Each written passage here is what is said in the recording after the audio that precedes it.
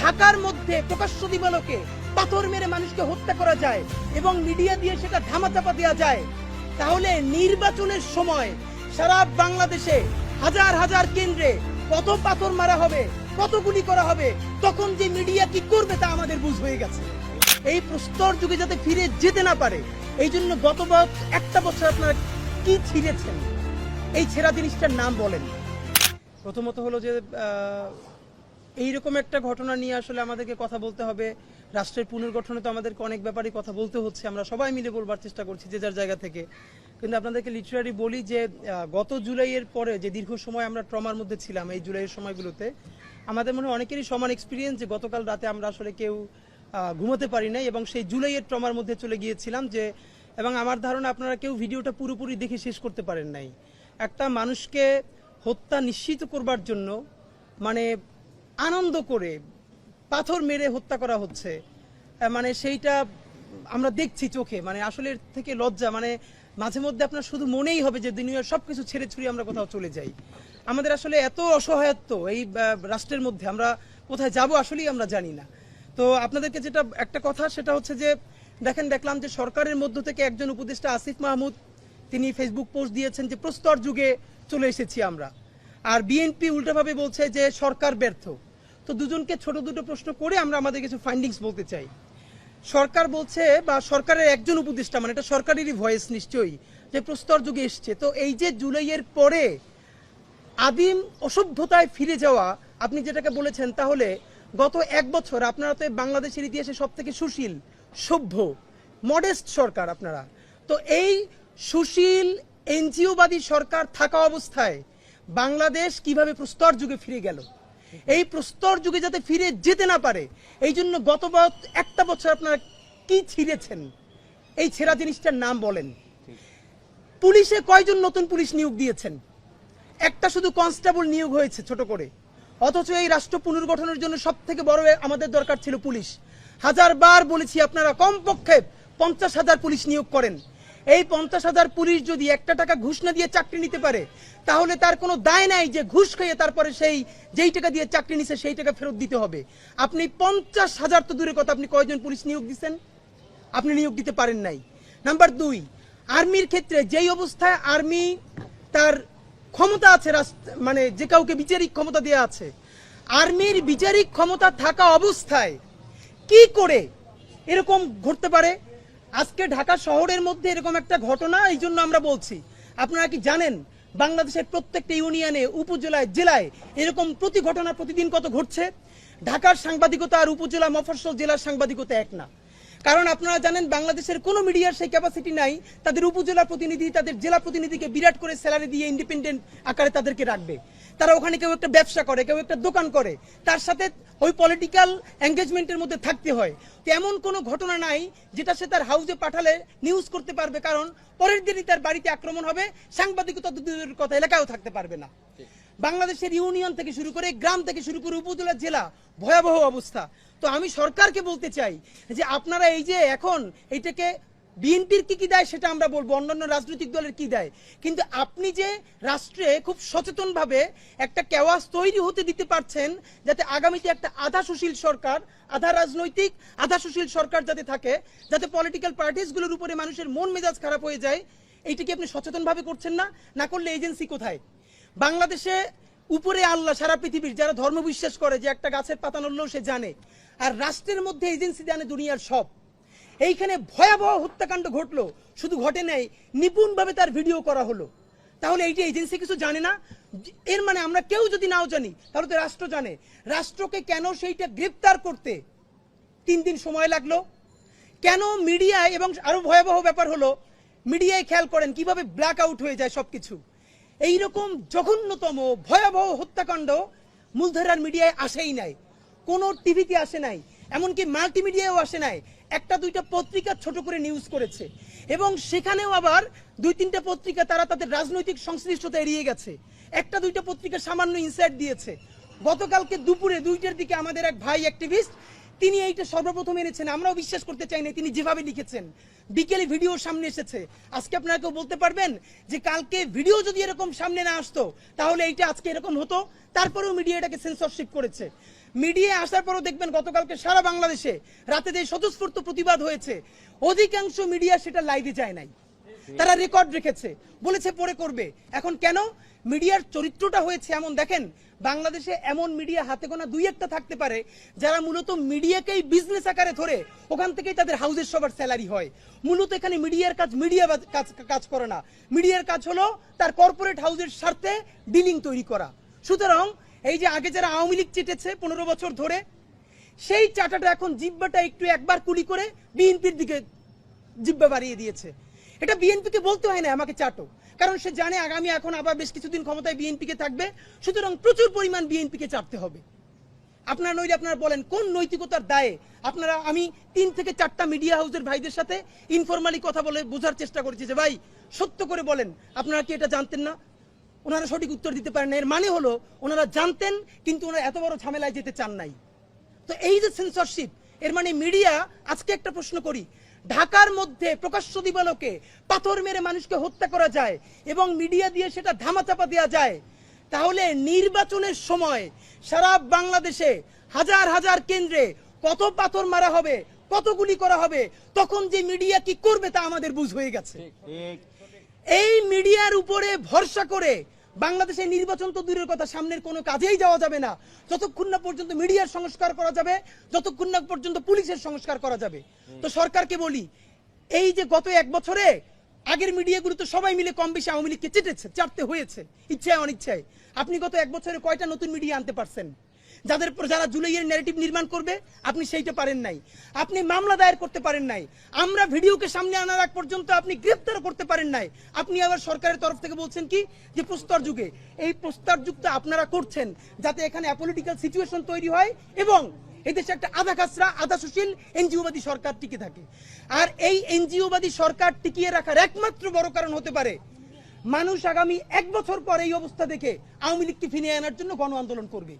আমি আপনাদেরকে বলে রাখি, যদি আওয়ামী লীগ কোনোদিন এই গণহত্যাকারীরা দেশে ফিরে আসতে চায় বা আসার কোনো অবস্থাও তৈরি হয়, তার দুইটা দায় সমানকে, দুইজনকে নিতে হবে।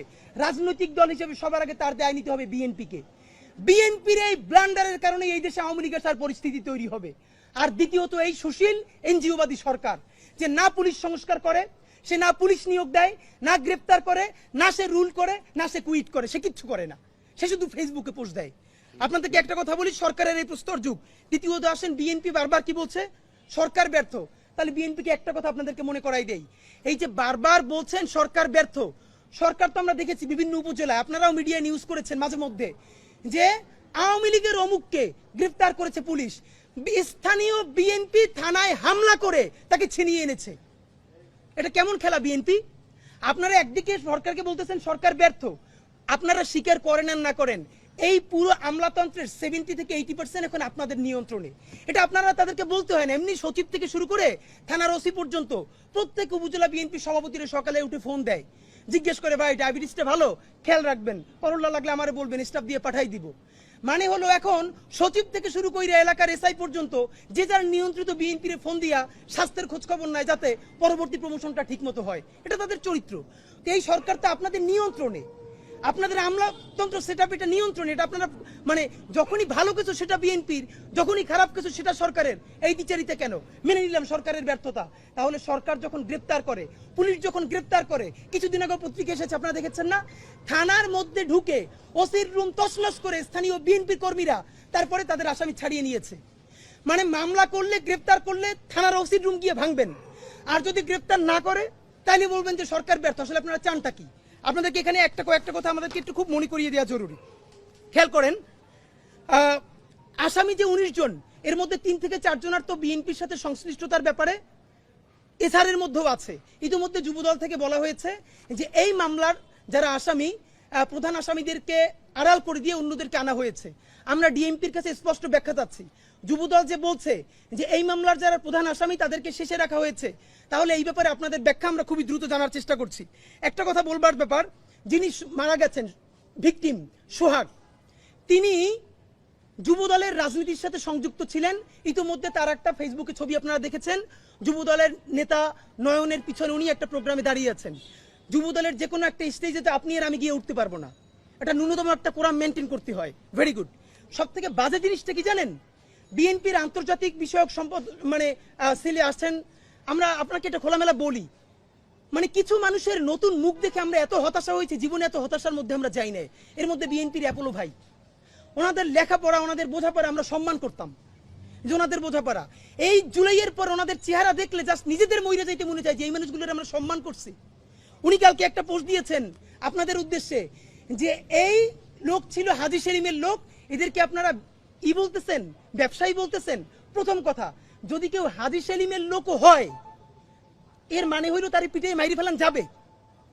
অথচ আমরা বলেছি কেউ যদি আওয়ামী লীগের বাপও হয়, সে যদি কোনো ক্রিমিনাল অফেন্স না করে, তার বিরুদ্ধে মামলাও দেওয়া যাবে না। এটা তো আমরা স্পষ্ট বলেছি।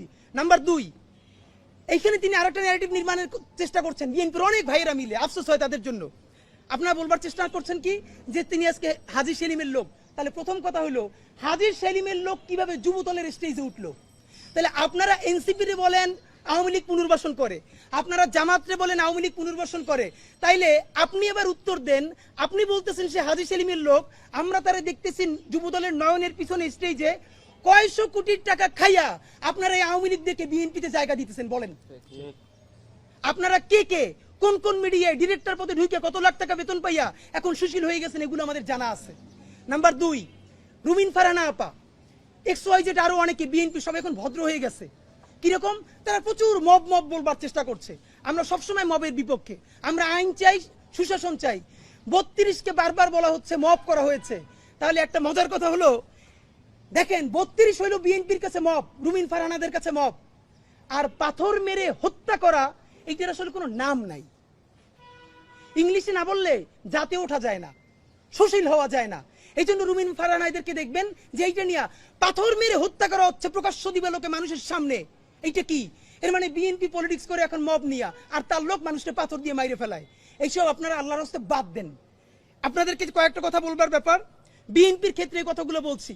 এই কথাগুলো আপনাদের সামনে এর আগেও বলবার কারণে আমাদেরকে অনেকবার বিভিন্ন ট্যাগিং দেওয়া হয়েছে। আমরা কখনো জামাতের বিটিম, কখনো এনসিপির বিটিম, কখনো কার বিটিম সে নিজেও জানে না, তবে কারো না কারো বিটিম। এই যৌক্তিক সমালোচনা করেছি। যদি বিটিম না বলে সমালোচনাগুলো একটু আমলে নিতেন, তাহলে আজকে আপনাদের এই পরিণতি হইতো না। নাম্বার 1, বিএনপি আপনাদেরকে মনে করাই দেই, অধ্যত্ব ও অহমিকা। আপনাদের বডি ল্যাঙ্গুয়েজে, আরে ভাই 1 বছর আগে ছিলেন বিলাই, টক শোতে যান নাই, অনলাইনে কানেক্টেড হইছেন, সেখানেও কে যেন নক করছে, বাসা থুয়ে দৌড়াইতেছেন। মানে এটা তো আমরা মানি। এর মানে আপনারা বিলেই তো ছিলেন। এখন আপনি বাঘ হয়ে উঠছেন। সেই বাঘের কণ্ঠ কার সাথে দেখাইতেছেন? এই দেশের নিরীহ মানুষের সাথে। আওয়ামী লীগ কয়টা ধরে শেষতে পারছেন? কয়টা আওয়ামী লীগের বিরুদ্ধে অ্যাকশনে যাইতে পারছেন? কোটি কোটি টাকা খায় ওই হাজী সেলিমের লোক স্টেজে উঠান। অধ্যত্ব আর অহমিকা আপনারা এইবার লাস্ট চান্স, যদি বাদ দিতে না পারেন, আপনাদের দেশে আর কোনো রাজনীতি থাকবে না, মানে থাকবে না, মনে রাখেন। চূড়ান্ত অধ্যত্ব এবং অহমিকার সিম্বল ছিল শেখ হাসিনা। শুধু তার পদত্যাগ না, পতন হয়েছে, দিল্লিতে গিয়ে লুকাইতে হয়েছে। সুতরাং আপনারা তো তার ধারে কাছেও না। সালাউদ্দিন ভাই থেকে শুরু করে অন্যান্যরা সংস্কার কমিশনে যেই গার্ডস নিয়ে, যেই অ্যাটিটিউডে কথা বলেন, আমরা আহত হই। আমরা আপনাদেরকে শ্রদ্ধা করতে চাই। সালাউদ্দিন ভাই, আপনি গুম ছিলেন, বিএনপির কত মানুষের জীবন মেসাকার হয়ে গেছে। তাদেরকে ইন্টারভিউ করে দেখেন, প্রত্যেকটা মানুষ বিএনপির এই আচরণে, যারা বিএনপির জন্য জীবন দিছে, তারা আহত, তারা কাউরে বলতে পারে না। আমাদেরকে অগণিত বিএনপি কর্মীরা ধরে বলে, ভাই আপনারা যেটা বলেন এইটা শতভাগ সত্য, একটা দলের কাঠামোর মধ্যে আছি, বলতে পারতেছি না, কিন্তু এভাবে নেওয়া যায় না। আপনারা কাদেরকে বুদ্ধিজীবী বানাইছেন? তো এই অধ্যত্ব আর অহমিকা থেকে বের হন। নাম্বার 2, এর কথা না বললেই না, বললে খুব এটা ছোট মনে হয়, তবুও এই যে যুব দলের নয়ন সাহেব, এর কাজই হইল সম্ভবত উনি বিএনপির থাপড়ানো বিষয়ক সেক্রেটারি। যারে ভাই তার থাপড়ায়, কি অ্যাটিটিউড ভাই! বিএনপির বিরাট সমাবেশ, সে হাঁটতেছে, সামনে একজন আইসক্রিম এলা সমানে থাপড়াইতেছে। ওমা কি আনন্দ! স্টেজের সামনে এক ভদ্রলোক তার মাথার উপর থাপ্পড় দিতেছে। ব্যাপার হলো এই যে সে থাপড়াইতেছে, এইটা ভিডিওতে মানুষ মিডিয়ায় দেখতেছে। বিএনপি এইটার বিরুদ্ধে কোনো অবস্থান নিছে? অফিসিয়ালি তারে বলছে যে এরকম থাপড়াথাপড়ি সে কেন করে? সে এইটাকে এনজয় করতেছে। এর মানে হলো বিএনপির বিরুদ্ধে আমরাও যদি বলি, আমাদেরকে এরকম থাপড়ানো হবে। এই থাপড়ানোর ট্রায়াল দিতেছে তারা। এই নয়নেরা যদি হয় বিএনপির ফিগার, যারা এখন মানুষটা খালি সমানে থাপড়ায়, ডানে বামে তাকাইয়া, তাহলে সেই দলের যারা নীতি আছে, তারা মানুষটা পাথর মারবে না, মারবে কি? চুমা দিয়ে মাইরে ফেলবে মানুষরে। অথচ যা করার তাই করছে, দলের নেতা মানুষরা থাপড়ায় আর তারা পাথর মারে। এখন আমরা জানি এই নয়নদের শক্তি কোথায়। নয়নরা থাকবে নিচে, চাঁদাবাজি করবে, টাকাটা আনবে, টাকাটা আইনা উপরে পাঠাবে কারো না কারো কাছে। তারা হবে ভদ্র সুশীল, তারা মব করবে না, ইংলিশে কথা বলবে, আর নয়নরা নিচে চাঁদাবাজি করে উপরে দল চালাবে। এইটা বিএনপির বলিনি, এটা জামাত করলে জামাতের অবস্থা এইটা হবে। এটি এনসিপি করলে এনসিপি তো নতুন দল, সুতরাং ফেরেস্তাই মনে হবে। আমরা এনসিপিরও বুঝতে পারবো সে আসলে বিএনপির মতো ক্ষমতায়িত হইলে আসলে সে কি করে। সুতরাং যুবদলের ব্যাপারে এটা মবের বয়ান। আপনাদেরকে একটা বলি, থানা ঘেরাওর কথা বলেছি। এখন যেটা সব থেকে কনসার্ন, আমরা যতবার নির্বাচন নিয়ে কথা বলেছি আমাদেরকে বলেছে আমরা নির্বাচন চাই না। আপনারা নিজেরা কেউ বুকে হাত দিয়ে বলতে পারবেন যে এই যে অবস্থা বর্তমান দেশে চলতেছে, ভাবেন প্রকাশ্য দিবালোকে পাথর মেরে মানুষ মারা হচ্ছে, এই ভিডিও কোনো মিডিয়াতে আসে নাই, তৃতীয় দিনে যখন সোশ্যাল মিডিয়া আসলো তারপরে একটা প্রেসার তৈরি হলো, এখন গ্রেফতার হচ্ছে ঢাকায় প্রকাশ্য দিবালোকে। এই পুলিশের গার্ডস নিয়ে, এই আমলাতন্ত্র নিয়ে, এই সরকার নিয়ে এই দেশে কি নির্বাচন হবে? নির্বাচন তো হবেই না। আপনাদেরকে বলি, নির্বাচন নামে শত শত মানুষের জীবন চলে যাবে। আমাদের ধারণা সেই সিচুয়েশনকে তৈরি করে বাংলাদেশে আরেকটা 111 বা আরেকটা এমার্জেন্সি তৈরি হবে। অথবা এই যে বিএনপি যেই কারণে নির্বাচন চাচ্ছে, একটা গণতান্ত্রিক পথ, আমার ধারণা তারা এই হোমওয়ার্কটা করে নাই। এই গণতান্ত্রিক পথে নির্বাচন দিয়া, এইরকম হাজার মানুষের জীবন দিয়া এইখানে আন্তর্জাতিক বিশ্ব পুরো একটা অ্যাপলিটিক্যাল সরকারকে প্রতিষ্ঠা করে দিবে। তখন বিএনপিরও আর সরকারে আসা লাগবে না, এদেশের মানুষেরও আর ক্ষমতায়িত হওয়া লাগবে না। সুতরাং আরেকটু চিন্তা করেন। এবার আপনাদেরকে দুইটা বিএনপির পক্ষে উত্তর দেওয়া দরকার। তারা বারবার বলে ব্যক্তির দায় কে দল নিবে। এখন আমারও প্রশ্ন, আসলে ব্যক্তির দায় কে নিবে? প্রথম কথা হলো ব্যক্তির দায় দল নিবে না, কিন্তু ব্যক্তি যা টাকা পয়সা বিভিন্নভাবে কামাই করবে সেইটা খালি দল নিবে, তাই তো? মানে আপনি দায় নিবেন না, আপনি খালি দরদ নিবেন। তাহলে দ্বিতীয় প্রশ্ন হলো, ব্যক্তির দায় যদি দল না নেয় তাহলে যে কোনো দলের প্রধানই আইসে কি খুন করতে হবে? ধরেন বিএনপির যদি কেউ কোথায় খুন করে, এটা বিএনপি করছে এটা প্রমাণ করার জন্য কি তারেক রহমান সাহেবরা এসে খুন করতে হবে? জামাত যদি কোথায় কাউকে হত্যা করে, এটা কি ডাক্তার শফিক সাহেবকে এসে করতে হবে? এনসিপি যদি কোথাও কাউকে খুন করে, এটা কি নাহিদরি এসে করতে হবে? মানে কি কথা ভাই? আপনি বরং সঠিক রাজনীতিটা করেন। আপনি বলেন আমি তারে চেক করছি, বিএনপি তারে পুলিশ তারে গ্রেফতার করে না কেন? আমরা যতক্ষণ না পর্যন্ত বাংলাদেশের মানুষ রুখে দাঁড়ালো ততক্ষণ পর্যন্ত আপনারা সাবাই গাইতে চাইছেন আমাদের দলের না এইটা না সেইটা না। সব থেকে ভয়াবহ বিএনপির আরেকটা রাজনীতি, কালকে হাজার হাজার মানুষ রাস্তায় মিছিল করেছে, বুয়েট থেকে শুরু করে সবাই। আবারও সেই ছাত্রদল বিএনপি আগের মতো বলার চেষ্টা করছে, কারো বলছে গুপ্ত শিবির, সাধারণ শিক্ষার্থীর নামে অমুক। এগুলো কি ভাই? আওয়ামী লীগের মতো ভুল করেন না, আওয়ামী লীগ এই কেসটা করছিল। আওয়ামী লীগ রাজাকার করতে করতে কি হয়েছে দেখেন না, গিয়ে ইন্ডিয়া পালান লাগছে। আপনারা হরে ধরে সবাই শিবির বলতে বলতে, গুপ্ত বলতে বলতে কোথায় যে পালাইবেন পথ পাবেন না। এর কারণ ইতিমধ্যে আওয়ামী লীগের এক নেতা উত্তরা থানার ওসিরে ফোন করে বলছে যে আমরা তো ইন্ডিয়া পালাইতে পারছি, ওরা কিন্তু ইন্ডিয়াও যাইতে পারবে না। একথা আমরাও বলছিলাম। সুতরাং হরে ধরে সবাই শিবির বলা, গুপ্ত বলা, ট্যাগিং বলা এইসব বন্ধ করেন। বিপদ দেখলেই তওবা করেন, মাপ চান, এইসব কিছু করেন না। তো সরকারের কাছে আপনাদেরকে বিনীত যেটা অনুরোধ, আপনাদের মাধ্যমে আমরা যেটা বলি, আমাদের কয়েকটা সুপারিশ, এরপর আপনাদের প্রশ্ন শুনবো আমরা। বিএনপি যদি এখনো মনে করে তার পুরনো ধারার রাজনীতি কইরা সে ক্ষমতায় আসবে এবং টিকে থাকবে, আগে আপনাদেরকে বলছিলাম বিএনপি ক্ষমতায় আসলে থাকতে পারবে সর্বোচ্চ 3 বছর। আজকে সময় আরো কম মনে হইতেছে। বিএনপি যদি বিপুল ভোটে না 300-তে 300 জিততে আসে, এই অবস্থায় সে 2 বছরের বেশি সরকার রান করাইতে পারবে না। সুতরাং নির্বাচনের চেয়ে সেই ক্ষমতা কেমনে সুসংহত করবেন এইটা মনে রাখেন। কেন পারবেন না? হিসাব সোজা ভাই, মানুষের হাত খুলে গেছে। মানুষ মায়ের খাইতে খাইতে এখন মার দিয়া শিখে গেছে। আপনি যত তারে একটা বাজে কথা বলবেন, আপনি 3টে বাজে কথা শুনবেন। এমন অবস্থা হইতে পারে আপনারা সংসদে বসে যদি দেশবিরোধী আইন করেন, মানুষ নিজের জানমালের কথা ভাইবা সব বন্ধ কইরা সংসদে গিয়েও আপনাদেরকে পিটাইতে পারে। আপনারা তখন যত ইংলিশে মব বলার চেষ্টা করেন তাতে আপনারা টিকতে পারবেন না। সুতরাং আপনারা জনতার রাজনীতিতে ফিরেন। কেমনে জনতার রাজনীতিতে ফিরবেন? এই যে অনেক লোক আছে এই ভাবনিয়া জুলাইয়ের ঘোষণাপত্রের ব্যাপারে আপনারা ভালো কথা বলতে চান না, জুলাইয়ের সনদকে আপনারা অত গুরুত্ব দিতে চান না, বলেন এটা আবেগের ব্যাপার না। বিএনপির একটাই পরিত্রাণের উপায়, আপনাদের মাধ্যমে বলতে চাই, ভালোবাসা লাশ সমালোচনাটা করি। যা হইছে আপনারা রাষ্ট্রের কাছে বলেন সর্বোচ্চ বিচার আপনারা চান, ইতিমধ্যে চেয়েছেন, গুড। কিন্তু এই যে প্রতিবার বহিষ্কার করেন, কয়দিনের জন্য বহিষ্কার, এইসব বন্ধ করেন, চিরদিনের জন্য বহিষ্কার করেন। নাম্বার 2, এই দেশে এখন নতুন কইরা আপনারা রাজনীতি শুরু করেন, জুলাইয়ের রাজনীতি। কিভাবে করবেন? জুলাইয়ের ঘোষণাপত্রের জন্য আপনারা সবচেয়ে বেশি সোচ্চার হন, জুলাই সনদের জন্য সবচেয়ে বেশি সোচ্চার হন, ফ্যাসিবাদী বাকশালী সংবিধানের বিরুদ্ধে দাঁড়াইয়া নতুন সংবিধানের জন্য আপনারা রাস্তায় নামেন। আপনারা যদি জুলাইয়ের ঘোষণাপত্র, জুলাই সনদ, নতুন সংবিধান এবং ফ্যাসিবাদ বিরোধী রাষ্ট্র কাঠামো ভাইঙ্গা নতুন বাংলাদেশ নির্মাণের রাজনীতিতে নামতে পারেন, তাইলে আপনারা দেশের রাজনীতিতে ভ্যালিড থাকবেন, প্রাসঙ্গিক থাকবেন। যদি না করতে পারেন তাইলে মুসলিম লীগ আর আওয়ামী লীগের পরিণতি হবে। মুসলিম লীগ কেউ মারে নাই, রাজনীতির ভুলের কারণে নাই হয়ে গেছে। আর যেই দেশের নেতৃত্বে এই দেশ স্বাধীনতা হয়েছে মাত্র 54 বছর আগে, সেই দল সবকিছু নিয়ে পালাইছে। সুতরাং আপনারা তো তার অনেক পরের দল। যদি পারেন নয়া রাজনীতি শুরু করেন, ওইসব রাজনীতি বন্ধ করে। আর নইলে পরিণতি কি হবে এটা ভালোবেসে বললাম। এবং সব থেকে খারাপ লাগে যে এই দলটার সাথে শহীদ জিয়ার নাম জড়িত, বেগম জিয়ার নাম জড়িত, এই দলটার এইরকম করুণ পরিণতি হবে এটা চিন্তা করতেই খারাপ লাগে। আমাদের ধারণা এইরকম যদি বিএনপি এখনো তাদেরকে না শুধরায়, বেগম জিয়ার মৃত্যুর সাথে সাথে বাংলাদেশের রাজনীতি থেকে বিএনপি বিদায় ঘটে যাবে। এখনো বিএনপি যেটুকু না সেটা বিএনপির বেগম জিয়ার নামে। বেগম জিয়ার মৃত্যুর সাথে সাথে বাংলাদেশ থেকে কিন্তু বিএনপি নাই হয়ে যাবে। কিন্তু সেটা আমাদের জন্য খুব আনন্দের সংবাদ না, কারণ ভারতীয় আধিপত্যবাদ বিরোধী লড়াইয়ে শহীদ জিয়ার বেগম জিয়ার বিএনপিও আমাদেরকে লাগবে। এবং আপনাদেরকে সরকারের প্রতি একটাই কথা, অতি দ্রুত নতুন পুলিশ নিয়োগ করেন। এবং আপনারা সরকার এতদিন বিএনপি আপার হ্যান্ড নিয়ে নিছিল সরকারের কাছে, সরকার কোনোভাবে বিএনপিকে ম্যানেজ করতে পারতেছিল না। You get the upper hand. আপনি এবার বিএনপির বলেন এইটার রাজি হন, জুলাইয়ের পক্ষে থাকেন, ঘোষণাপত্র দেন, সনদ দেন, নতুন সংবিধান চান, না করলে বিএনপি নিজেই চাপে পড়ে যাবে। সুতরাং বাংলাদেশের জনগণের প্রতি সর্বশেষ অনুরোধ, এইটা সকল বাংলাদেশের জনগণের প্রতি, এই জুলাই এই বাংলাদেশের স্বাধীনতার সার্বভৌমত্ব আমরা কোনো একক রাজনৈতিক দলের কাছে ছেড়ে দেই নাই। যেই পাথর দিয়ে মারছে আজকে বিএনপি, তা যদি জামাত করে আর এনসিপির বিপক্ষে করে, এনসিপিও করে, জামাত এনসিপির একটু বলে যাই, আপনারা হয়তো একটা সুযোগ পাইছেন, কালকে বিএনপির বিরুদ্ধে পলিটিক্স করতেছেন, এটা এবং করবেন, ওটা আপনাদের কাজ। কিন্তু মনে রাখেন, এই কাজ আপনারা করলে মনে রাখেন না যে আপনাদেরকে কেউ চুমু দিবে। যে করবেন তারই কিন্তু ভয়াবহ অবস্থা হবে। সুতরাং বাংলাদেশের জনতার প্রতি বিনীত অনুরোধ, এই জুলাইয়ে আপনারা একটা তুমুল আন্দোলনে নামেন। যেই আন্দোলনের প্রধান উদ্দেশ্য হবে জুলাইয়ের ঘোষণাপত্র। জুলাইয়ের ঘোষণাপত্র সংবিধানের তফসিলি দিলে হবে না, এটা সংবিধানের প্রস্তাবনায় রাখতে হবে।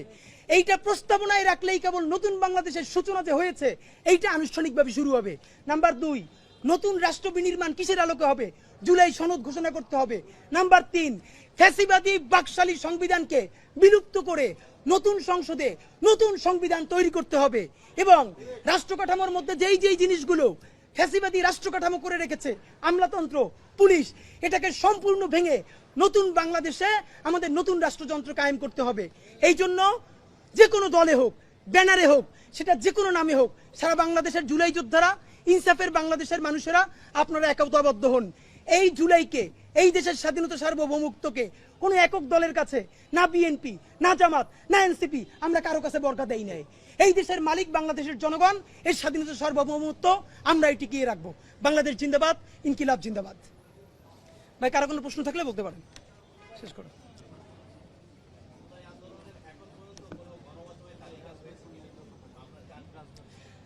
একটা হয়েছে, আমাদের ফেসবুকের 2-1টা ভালো গ্রুপ, তারা এটা নিয়ে ফ্যাসিবাদী আমলে কারা জুলাই মানে করেছে, এভাবে ফ্যাসিবাদ কিনেবল করেছে, তার একটা তালিকা হয়েছে।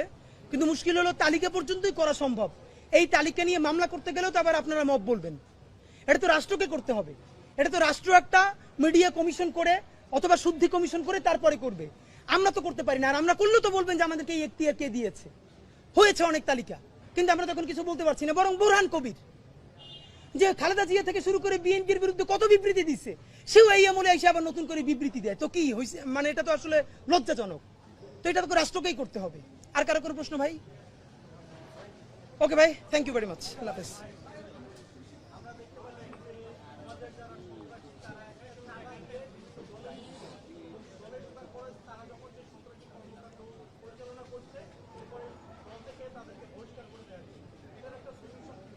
এইটার সলিউশন পুরো রাজনীতিতে আমাদের এই অর্থের চ্যানেলটা বন্ধ করতে হবে।